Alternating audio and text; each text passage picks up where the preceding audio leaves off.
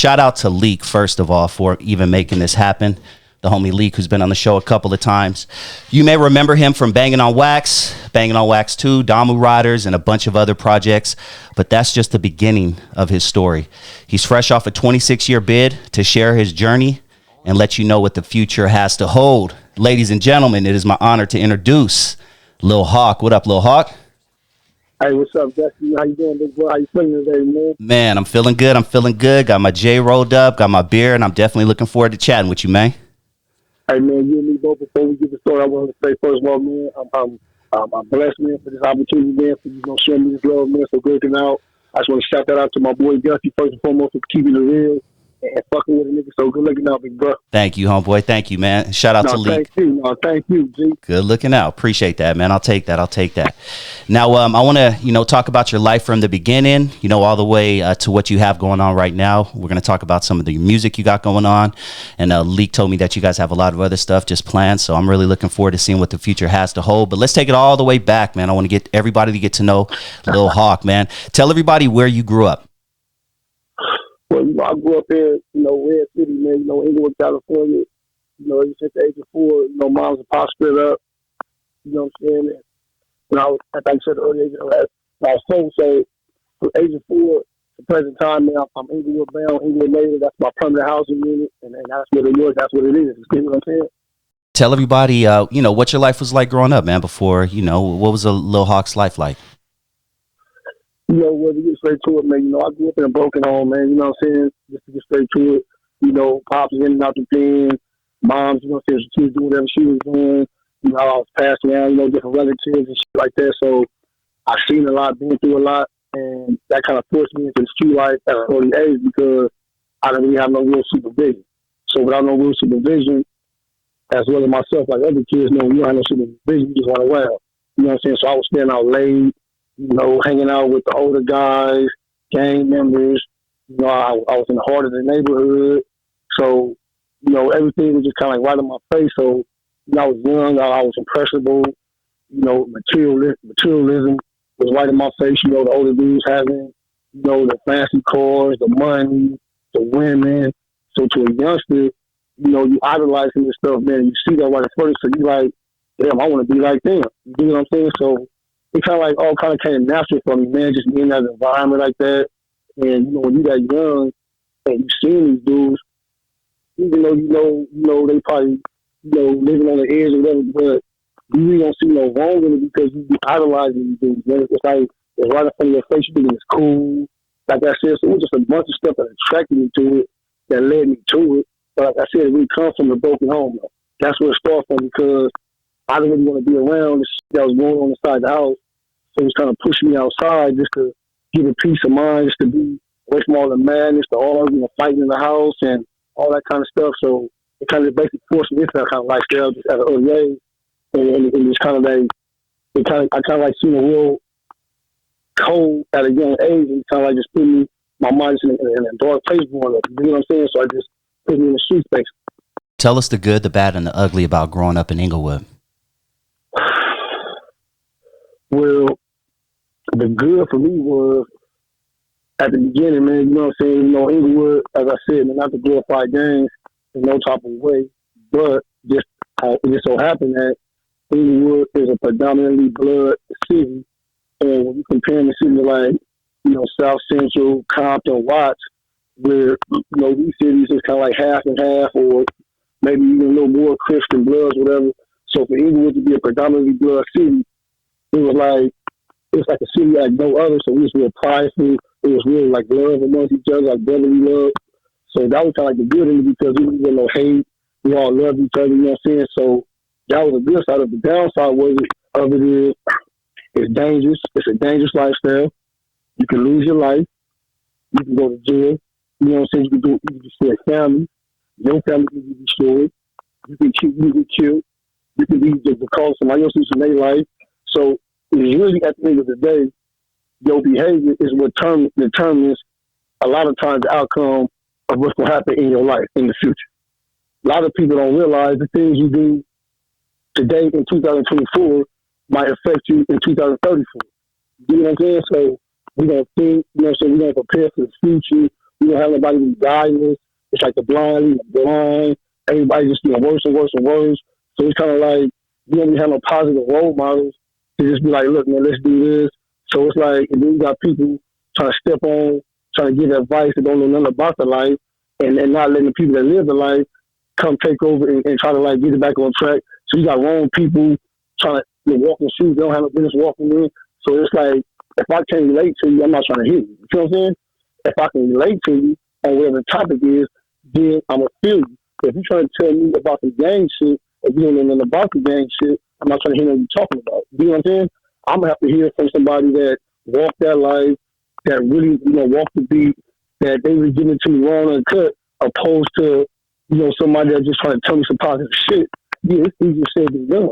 Because this lifestyle, yeah, everybody can say the woulda, coulda, shouldas, or, hey, stay out of trouble, but you not where this shit is at, though. You dig what I'm saying?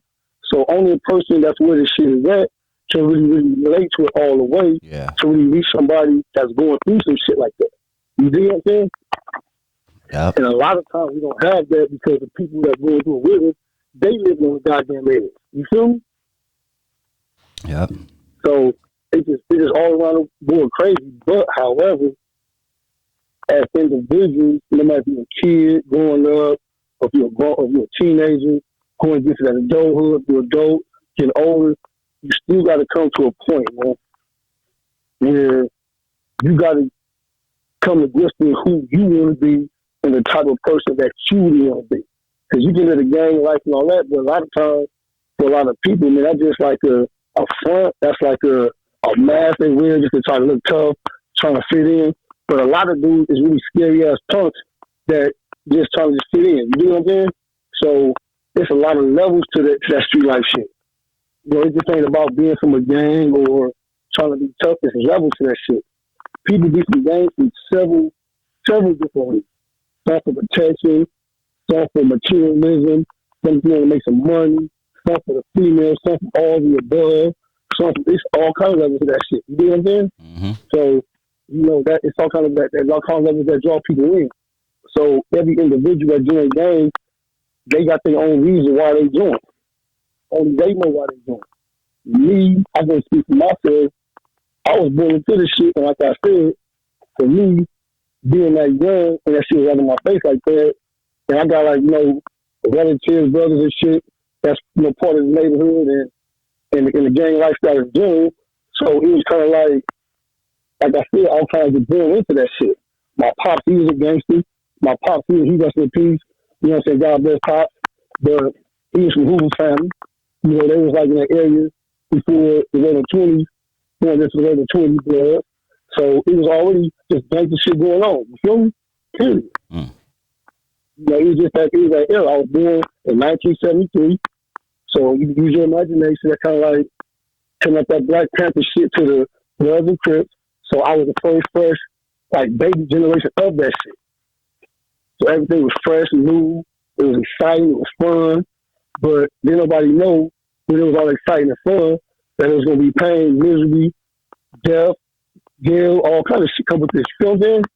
So a lot of times you don't even know that's even coming because you're so drawn into what's going on at the moment that you don't know that motherfuckers about to start dying and shit. You feel me?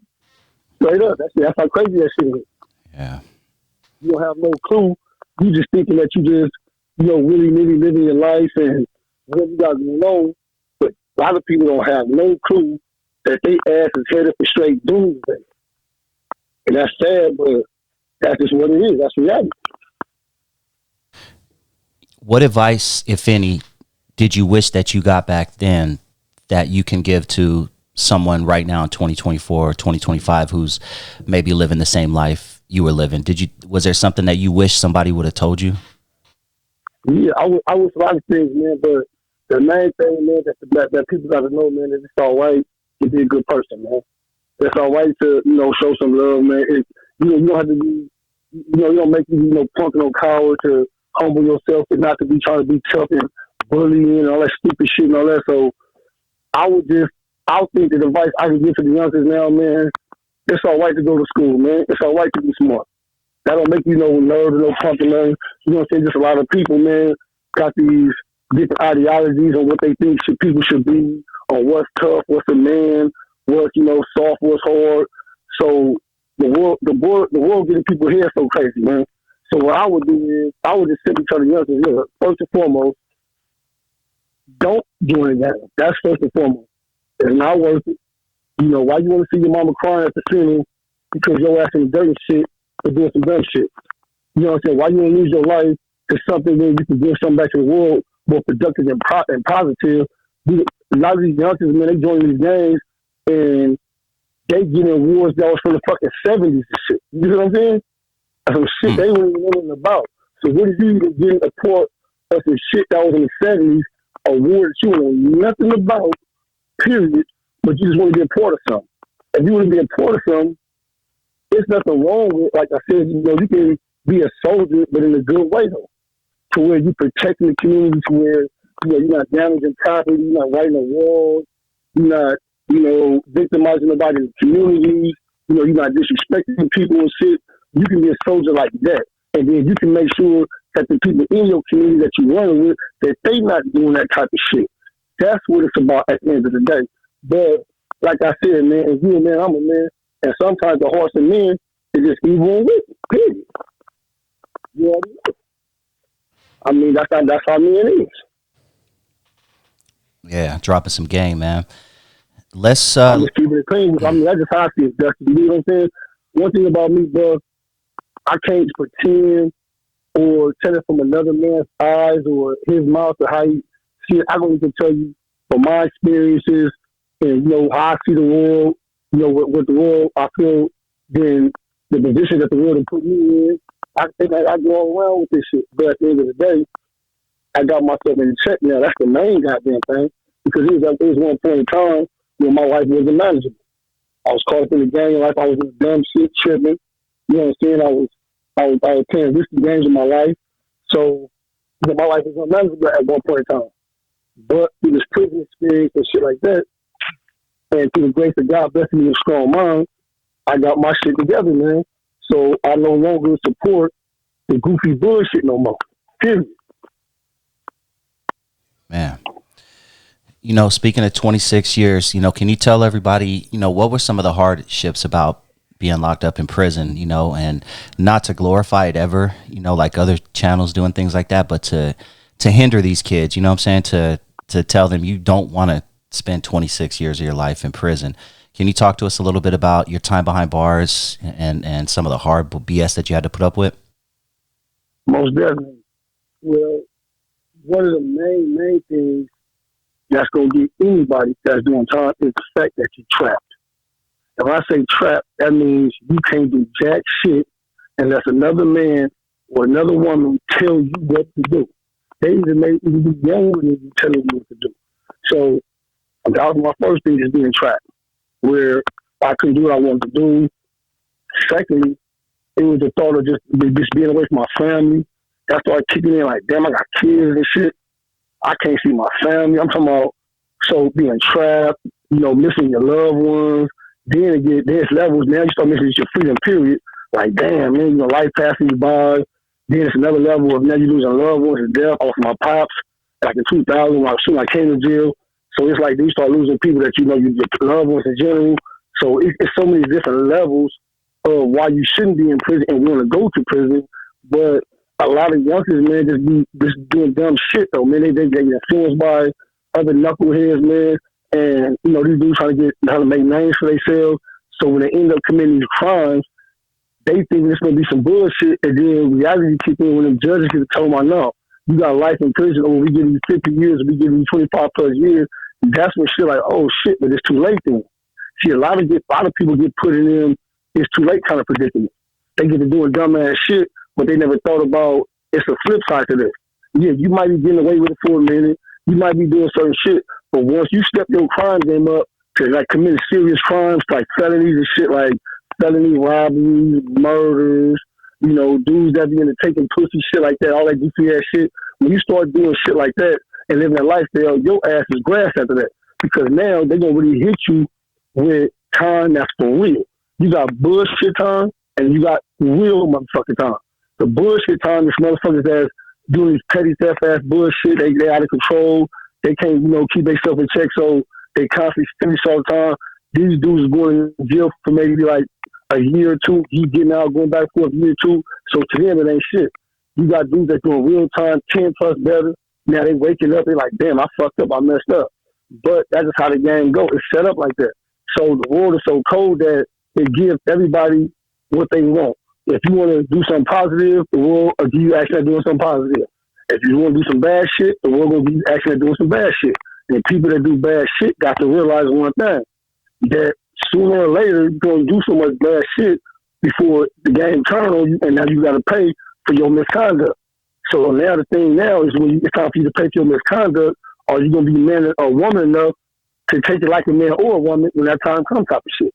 Or are you going to be the individual since you want to be tough and want to be this so-called gangster or whatever? Or are you going to take it like a man, do your time, and keep the line moving? Or are you going to turn into a snitch or rat, take everybody down with you because you did some dumb shit because you wanted to be a motherfucking gang type of shit? See, a lot of these people, they do shit and ain't nobody force you to do nothing. So if you join this shit and something go bad, take it like a man. Because a lot of the game's so twisted and cold, like I said, it's levels to this shit though, bro. So my advice to anybody, get away while you can, man. Don't join no gang. It's not worth it. It's death around the corner. It's prison waiting for you. So if you want to do some shit like that, if I can sit here and talk the bullshit and talk that fantasy island shit, or do what I'm doing and get into you real wrong or cut, you will lose your motherfucking life if you fucking with this gang shit. You might as well look. If you got a family, build your family up. You got kids, be a better father, be a better mother. Stop trying to be a better fucking criminal and a better terrorist. That's not going to get you nowhere. You got to think about it's the end game to this shit, to your bullshit. So that's on you. Now, Dusty, take over. Man, really spin game, and I hope people are paying attention. Really, because this is no game, like you said, man. This man spent 26 years, dog, and if you're not ready to go full throttle for what you believe in, don't even do it, man. Don't even do it. It's not worth it. And I don't think I've ever heard anyone, Lil Hawk, after doing, 20, because I talk to a lot of people behind bars. Two of my really good friends are doing life in prison, so I talk to them every Sunday. And we just I've never heard a person that has done 25 years, is banged and all that, ever say, yeah, I'd do it again. That was cool. Every single person that said, man, don't do it. Don't do it. Dusty, that was a waste of my time, waste of my life, man. And just for people that's listening right now that don't know, the game is so cold. When you live in that lifestyle, shit like what happened to me can happen to you. I got framed for a murder that I don't know nothing about. I didn't commit. I don't know nothing about it, period. It was all some BS, but I was living a lifestyle. So by me living that lifestyle, I gave, foul police action at, manufacturing a case on me because I was in that lifestyle. So guess what? Now let's go back to this. If we go back to the 80s and shit like that, one of the first things they brought into the game was they said it's a war on gangs and drugs. So think about that for a second. If it's a war on gangs and drugs from the government, the police officials and agencies, that means it's open season on gang members. So by me being a gang member at that time, since it's a war on gangs and drugs, that means it was a war on me. So if it's a war on me, and it ain't no fairness in war. So that means the police can frame me, lie on me, they can kill me, they can plant dope on me, they can plant guns on me and shit. You want to know why? Because when it's a war, it's a motherfucking war. So that means the police, they don't care about the rules no more. Ain't no more fucking all rules is fair in love and war, all is fair in war. So exactly. So I became a victim of that kind of shit. So when they sent me to prison for this murder that I didn't do, they wrote it off as, so what? That's what it is. You see what I'm saying? So my life didn't mean shit to them. And you know how the game goes at the end of the day. I'm one of God's sons, so God won't let me go out like that.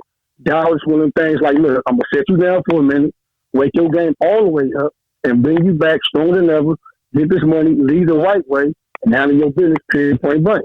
Straight up. Man. Let's parlay that. We're going to actually take a step back, and we're going to talk about something that a lot of my audience seem to be intrigued by. This is usually, these videos tend to be, my my biggest views. I want to talk a little bit about Bangin on Wax.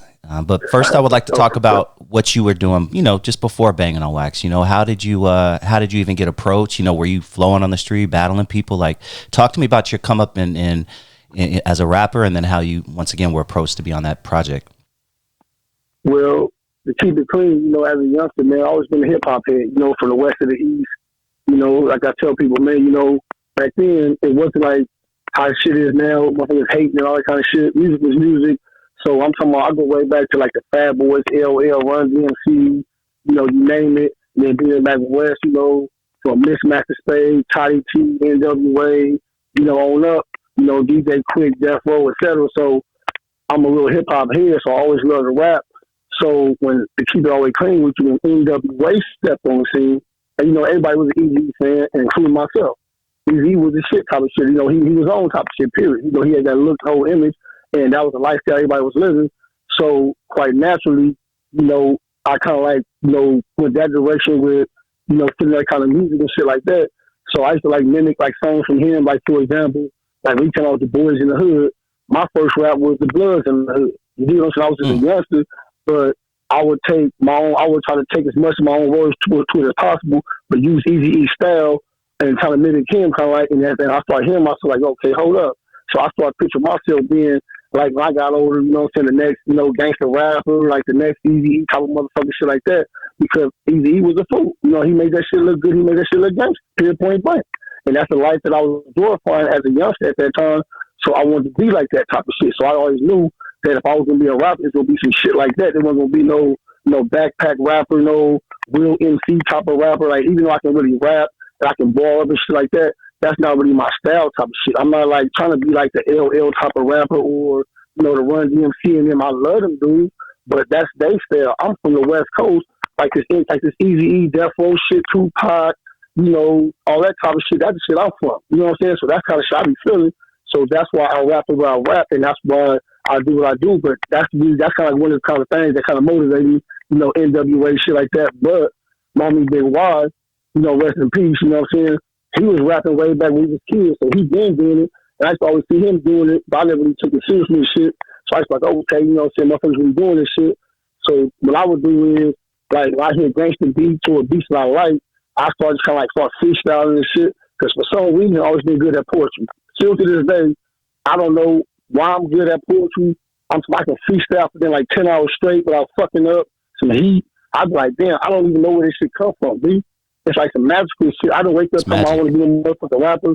This shit is coming to me like God said, I'm going to bless you with this talent. It's just whatever you do with it. You know what I'm saying? But I don't know where this shit come from. I don't know where these rhymes be coming from. I don't know how. Man, if you seen how I went to work on this shit, you would think you around probably pocket and you be like, man, this is crazy shit. Because I don't know where this shit come from, bro. I just know this is in my soul. I love music. And, this is a part of my get down. I'm a real street individual. So this is part of my whole get down type of shit. So just to talk some shit on the mic, it's kind of like up my alley because I'm kind of like talking like shit that I've either seen, experienced, will do if I had to, or what I won't do, or just like I said, just a lifestyle period. When you really get a lifestyle, man, you see shit, you involved in shit, you know what I'm saying, you be around shit, you expose this shit, you know what I'm saying? So if you really in that lifestyle, and you got a lot of motherfuckers that act like they're in that lifestyle, but really not. It's not these that claim neighborhood, they can't even go to the neighborhood type of shit. I'm really from my neighborhood, man, but I'm not in present time with the bullshit and nothing, but I'm legitimately from that community, man. There's a lot of dudes that be claiming shit that just, for fame and for the wrong reasons, and basically false profiting the game and misleading these youngsters and just the world, period. And until the world get rid of them type of motherfuckers, there's always going to be some bullshit in the game. These people, these individuals that's pump faking, that's, like I say, misleading people with all this bullshit, and they not even legit. You feel me? So that's like the main problem too, though. Being misled by false prophets, bullshit ass rappers and shit. Period. Yeah, false prophets. Straight up. That's facts. So did Big Y introduce you to the people on Bangin on Wax, or how did that whole thing? Yes, he did. Okay. Yes, he did. Okay, well, what happened was, and like I said, I ain't trying to put no shit in the game. I'm saying this, but this is spacey fact.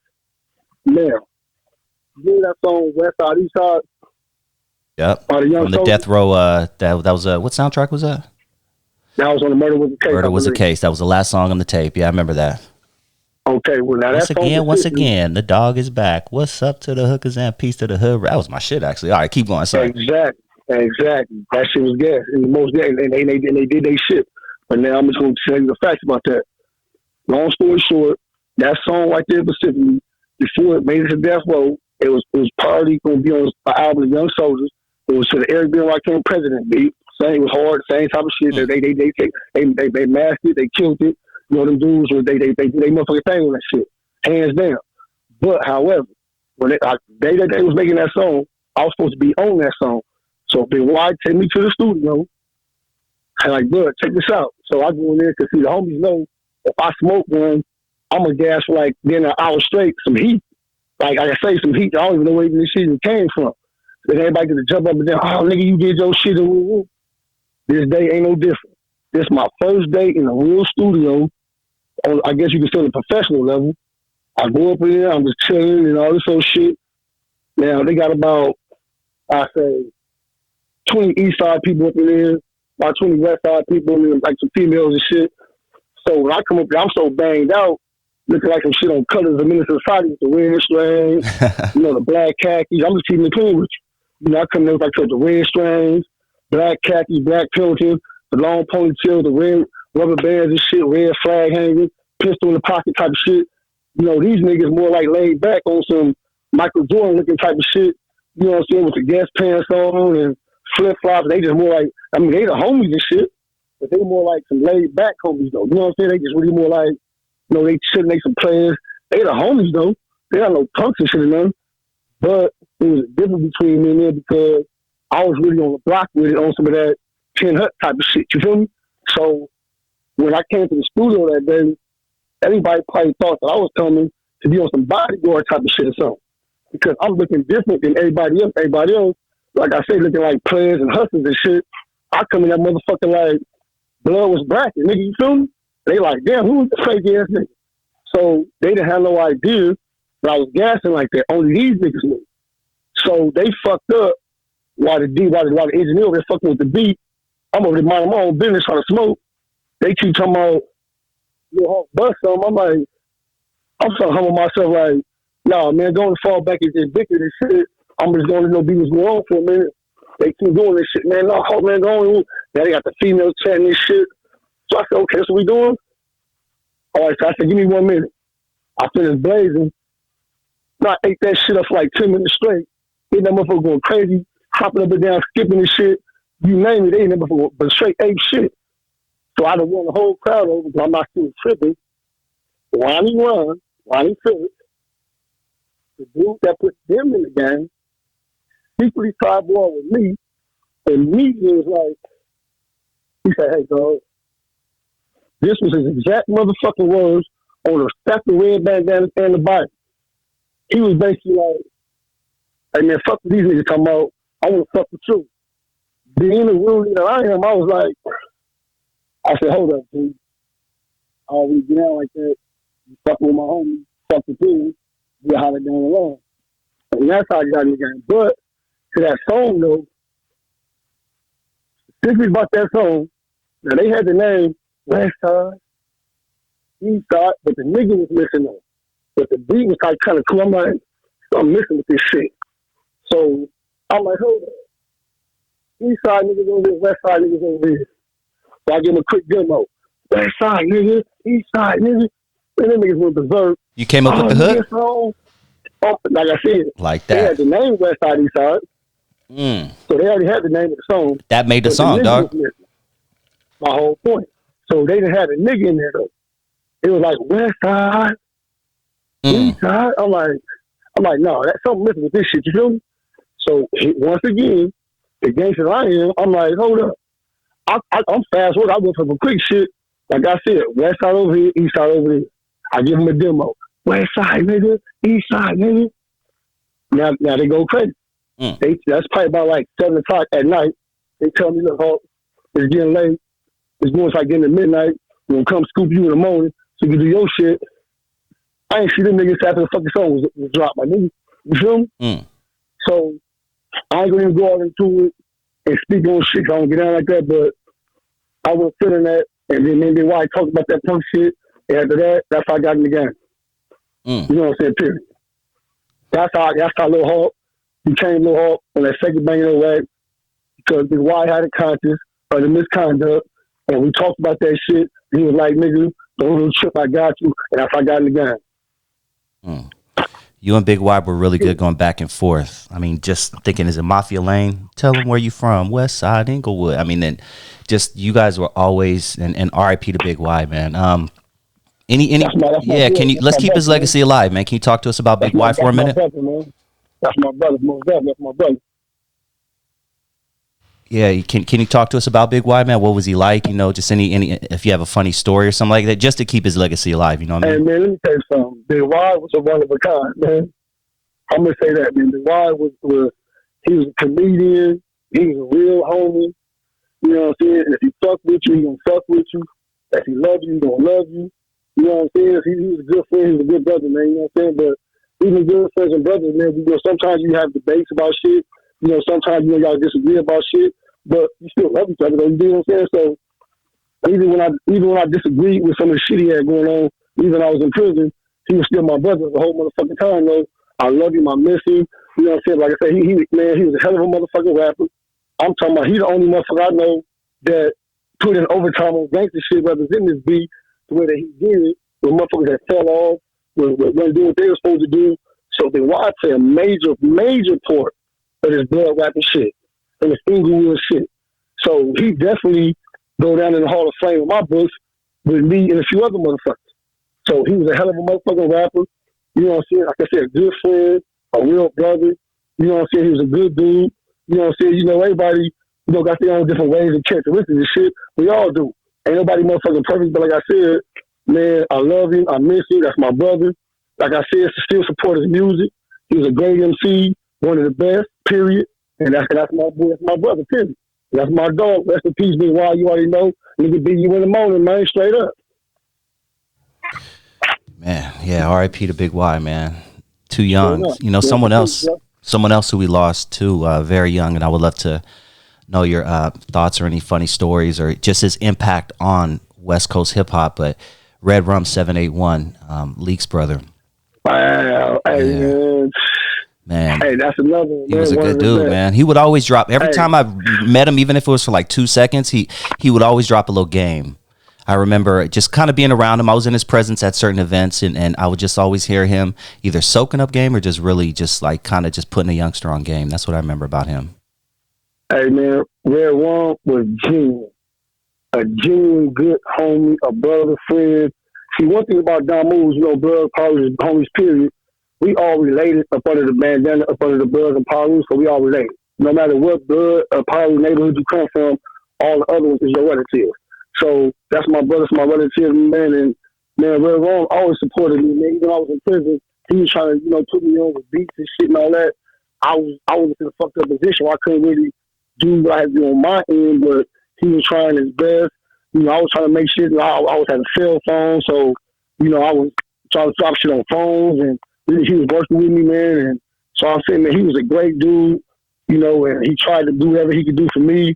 But it just on my end was kind of messed up, so that's why you didn't hear nothing when I was in prison. But man, Red Rum, that's my motherfucking nigga. That's my road dog. That's my brother. You know, Lil Leak, that's my brother. We got some shit going on right now. I ain't gonna spoil the surprise, but I will say that me and Lil Leak, Red Rum, little brother, man. You already know if y'all follow the Bangin on Wax, Lil Leak, he treacherous too. So me and him got some treacherous gangster shit going on right now for Inglewood in the city, and to keep Red Rum, you know, name a lot, Big Y, you know, B Brazy, Spider, Mad Eyes, Tiptoe, KP. Little Laniacs, to name a few. That's like the whole crew. You know what I'm saying? Shout out to my relative Pimp D. That's everybody that has some dude that Damu Ridas project. You know what I'm saying? Gangster Lynn, you know, G Lynn, that's my nigga. You know, shit like that. So it's real shit going on. Mock dudes, you know, I can just keep going on and on and on. But like I said, right now, you know, it's about what we about to do right now with this shit though. You feel me? Yeah. Yeah, I know you got a lot of big things going on. Say, like you just said, we gotta keep them alive. We got to keep it going. So the big question is, what we gonna do now with it? Yep. Yeah, man. That's. And I can just say this: I'm coming for niggas. Period. coming back for your position, because let's keep it real, Hawk. You were the one, you stood out, dog, on Bangin' on Wax. You stood 100%. You and B Brazy, R.I.P., were the two standouts as a hip hop head, in my opinion. You want to know why though? Not only was we was the horse, like you said, we stood out, but we was real street niggas, and still is, my boy, rest in peace. But we had style, we had charisma, we was some fly young niggas, you know what I'm saying? Because as I said, with class and style, we was G'd up, we was really from the hood type shit, you know what I'm saying? We were no studio banging ass niggas, not none of this punk shit. So I appreciate you for that recognition, especially, you know what I'm saying, for giving me that love like that.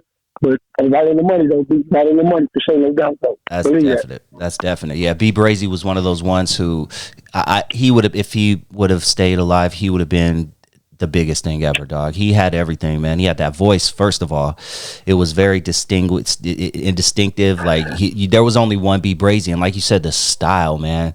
Can you talk to us a little bit about B Brazy, man, before we start to wrap it up? First of all, B Brazy is my relative. I love him to death. You know what I'm saying? Not only was he my relative, he's one of my best friends from different lanes. You know what I'm saying? Because he's from different lanes from Crenshaw Mafia, and that's where the Mafia lane come in. But at the end of the day, you know what I'm saying? That's my brother, man. I love him. He was one of the most boldest motherfuckers to bicker with. You know what I'm saying? We just like, we just smoke one, a beat to come on. It could be LL or something. It could be Ice Cube on fuck who it was. We just get the gas over the niggas and over the beat. And next thing you know, we like, bro, we like, yeah, this motherfucker boom. And next thing you know, we that motherfucker just gas and smash and shit. And a lot of that shit, a lot of shit where I was, it was freestyle for me. You know what I'm saying? Because my freestyle game's so cold. So a lot of it was freestyle writing. So I just wrote some fast, quick work type of shit. So whenever me and him got together, we had a certain kind of chemistry, kind of like, I guess you would say, like, corrupting dads and stuff. You know what I'm saying? We had like a special kind of chemistry that we could take that rap phase with whoever. And we really was from the hood. So we wasn't scared of no MC. We weren't scared to say certain words. Because, we were saying crazy shit, though. You already know, period. You know what I'm saying? So, we were able to show our bravery, that we weren't scared of the Crips, because, the Crips had everybody food, like, the Bloods and bitch-ass niggas or something. And, for movies like Colors and all that weird shit, and, Minister Society, I could name all kind of shit where Hollywood portrayed the blood like we were some suckers. So when Lil Hawk and B Brazy, we probably motherfuckers step on the scene, we had to show the world that we taught this Hollywood fake shit, having like we some bitch-ass niggas, because, the Crips, they already know what time it is. So, everybody can say what they want to say, but the Crips knew that when it came to the Crenshaw Mafia in different lanes, specifically us, we weren't playing no motherfucking game. So that's why we was that aggressive on the microphone, because the Crips in real life knew y'all can play these Hollywood ass bullshit ass games, but in real life, y'all know we tearing shit up. So nigga, don't play with us like that. So, and then not only that, I don't know if you're familiar with the True Blue dudes, like Local and from 30. Yeah. Like, that's what made us really made Amp really keep it clean. That's the shit really amped me up, because them niggas had dissed my hood. They did a roll call of all their enemies and this shit like that. And they just, us and Inglewood families were rhyming words. And when I heard it, because somebody was like, hey man, you gotta hear this shit, and these niggas dissing and woo-woo. Now, I didn't have a problem with the dissing, I like gangster shit, so I didn't have a problem with the song and all that. But when I heard my hood got dissed, that is like, okay, we on it. So I'm dissing back, because I'm a real gangster. So I was like, nigga, I wish the fuck I would if these bitch ass niggas diss my motherfucking hood. Like I'm some type of mark ass nigga. So that's why we got right on their motherfucking ass. That's why we made that song True Fluke Killer, specifically for them niggas, having us fucked up like that. Now, y'all want to diss everybody else, if they cool with that shit, that's on them niggas. But you ain't never about to get away with dissing us, nigga. So that's why we was feeling about that shit. So we had to let them niggas know not only is we dissing, but if you pay this shit to my lyric, I called out Kiki Loco specifically, told him he was a bitch ass nigga, straight the fuck up. You feel me? I didn't play no games with that nigga. Nigga, True Fluke Killer, nigga, don't ever diss the motherfucker said, nigga. So, and I still mean that to this motherfucking day. I'm not taking none of that shit back, because I meant that at that time. Now, do I hate Kiki Loco in present time? No, I don't. If I was to see Kiki Loco right now, would I shake his hand like a man? Yes, I would. But in 1995, it was fuck that bitch ass nigga. But right now, I don't look at it like that no more, because, we was all going through shit, you know what I'm saying? But that nigga dissed the hood and had us fucked up, and I got on that nigga, period, point blank. But that's kind of like, I'm trying to give you an idea of what was going on, the mentality level of the music, and why we was doing the shit we was doing. You feel what I'm saying? There was a lot of shit going on. Yeah, it was getting real. Period. Yeah, it definitely got real. Leak was telling the story as well. And we was the blood that was going for that sucker shit. Period. And I'm still not going for no sucker shit. You know what I'm saying? Man, yeah, that That was an interesting time in hip hop, man. So after that dropped, you're finding out there's 500,000 sold, 1 million sold here and there. Is it safe to say, like everyone else, that the money situation wasn't right? Not trying to get in your pockets, but you know what I mean. Was that whole situation not? No, I'm glad you asked me this. That because you asked me some real shit right now. Just like everybody else, we was young, wanted to be just heard, rushed to do shit, wasn't giving a fuck about the contract, because you got to keep in mind, everybody kind of like, want to be famous if you into some shit like that. You know what I'm saying? That's really the main thing, to be famous and known and all that. So even though you want the money too, but it was kind of like whatever came first. So just so happened the fame came first. And yeah, they was playing with the bread. I'm into that shit as we speak. I'm not going to go out into it and get a name slamming and shit like that. Ronnie Ron, rest in peace. I don't know who the fuck was playing with the bread. They all could have been playing with the bread. So my homies that was in that shit could have been playing with the bread.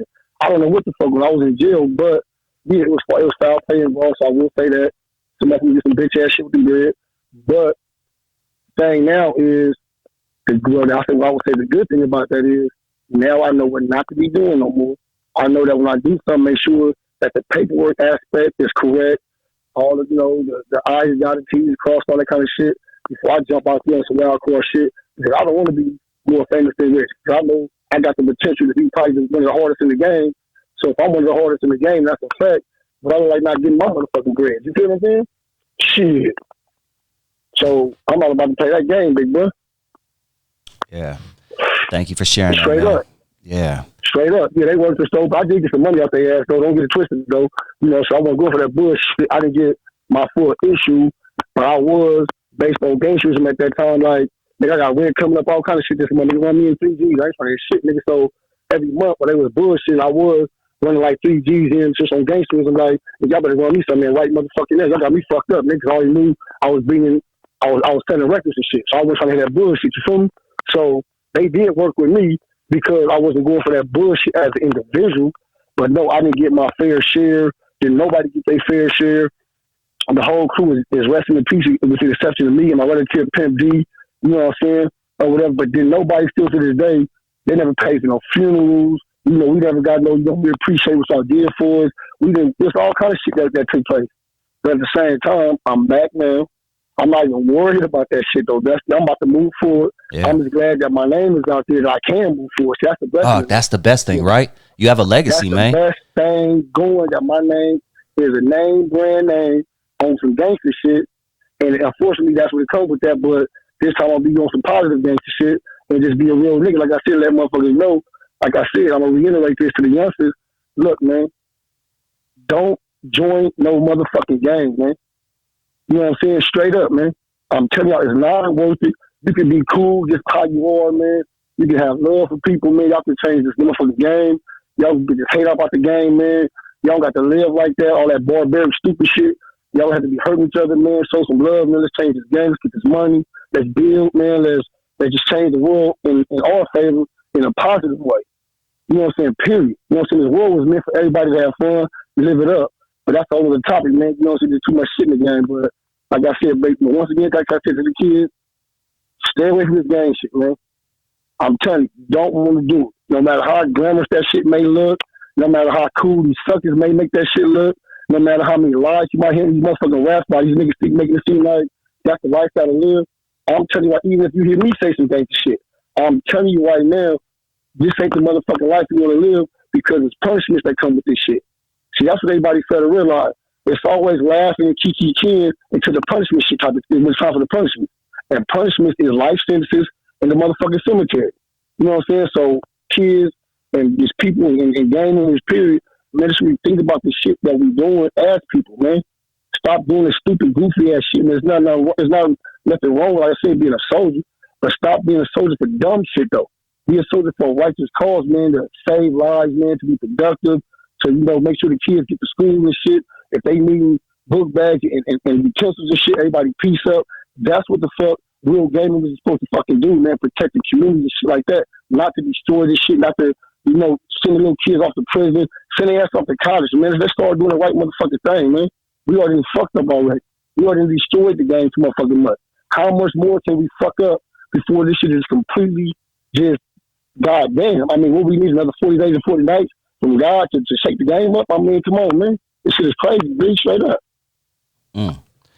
Period. You know what I'm saying? Man. I'm just saying, though, big bro. You know, Dusty, obviously you're a real individual. You know what I'm saying? So we be popping that real shit, though. You know what I'm saying? Yeah. This is what's needed in the world, man. Right now, this is what's needed in the world, and this is a perfect time. They need more Dusties. Like, they need more use, man. To let motherfuckers know that no, that shit ain't cool, man. Stop exposing this bullshit. That's what I like about you. You ain't come out here trying to promote no sucker shit, no goofy shit. No, you know, trying to promote no weird shit. Dusty, I appreciate people like that. We need you, man. You know what I'm saying? Keep doing what you doing, type of shit. Damn. Period. That makes me feel really good, man. Thank you, Lil Hawk. And wow, you should though, bro. You're doing something positive. You should feel good, bro. Thank you, man. Thank you. Thank you. Man, that's much love. That's much love, dude. Shit. This is Lil Hawk, everybody, man. This has, been a really great interview, dog. Do you have any last words? Any shout outs? What's next for Lil Hawk? Because you're banging on wax. That was only the beginning. This is a second life for you, and you're still young and you still have bars. I was checking out that G Lin song you did with G Lin, man. Look, they ain't seen shit yet. Look, they ain't seen shit. I don't really want to spoil it, but I will say this: Lil Hawk, Heart of a Rider, coming soon, the album, and it's about to be 21 bangers on this motherfucker. Yes, I said 21. I'm an old school nigga. I'm not gonna show change you with all this 7 song shit, 3 song shit. I'm gonna hit you with a classic West Coast banger, Heart of a Rider. Also, look forward to the movie Stranded in the Bottoms coming soon. Also, look for the movie Lil Hawk based on a true story, the movie. You dig what I'm saying? So it's a lot of shit coming on, man. All the projects going on. I don't want to just tell too much right now, but I will say this: to all you rap niggas, I'm about to fuck you niggas over with this real shit, nigga. Straight up, nigga. So Council Christmas, my nigga. It's over for you, nigga. So say y'all last raps and say y'all last goodbyes now, nigga. Because all you niggas talking the street shit, nigga. Come on, man. I know y'all can't fade me, my nigga. So let's stop playing, nigga, and go and get up out of here now. Why it's good, nigga? If y'all stick around like you're cracking, nigga, I'm gonna fuck you niggas over, nigga. Straight up, nigga. On my mama, nigga. Point blank. Now, once again, let's give my nigga Dusty, because he's a real individual. And obviously, he's a real because he fucking with the real. So much love to Dusty. Let's keep Dusty going. Support Dusty TV, what he got going. He a great fella, man. Say fucking with the real raw to me. He got to be a real nigga. So he part of my family now. So Dusty, you already know when you need me, I'm there for you, bro. Like I said, Lil Hawk, the famous Damu on Instagram, Lil Hawk DA Instagram. I ain't really seen the fuck this here, so bear with me, but that's what it is. Once again, Dusty, much love, big bro. Much love, homie. This right, big bro. You already know. Man, you have a great rest of your night, dog. I'll be talking to you soon, all right? Hey, sir. You much already know, love, dog. Bro. Peace, man. Period. You already know. Lil Hawk YG, everybody. Hit that like button, hit that subscribe button before you head out. Make sure you hit that subscribe button, man. If this is your first time joining the channel and you like what you hear, please, come on, man. Even if you don't like what you hear, if you were entertained slightly, please hit that subscribe button. Exclusive interview with Lil Hawk YG. It doesn't get much better than that. When I tell you guys I was bumping his music, when I was bumping that Damu Ridas and that Bangin on Wax and How I Wish You Were Here, I mean, dog, this was definitely an honor, and I'm really, really excited to see what's next for Lil Hawk. So make sure you guys, follow him, subscribe to him, because I know, dude, this is only the beginning of the Lil Hawk story. But much love, everybody. Like I said, hit that like button before you exit the building. I do appreciate it. And please follow my second channel right here on YouTube, Dusty Vision Radio. Dusty Vision Radio. I'm also on Rumble. Download the Rumble app to your phone. Get some uncensored, this is more of an uncensored version of YouTube. Rumble, RUMBLE, and subscribe to Dusty Vision TV, all one word. I'm also on Instagram and on Facebook, Dusty Vision TV. Talk to you guys soon. Peace.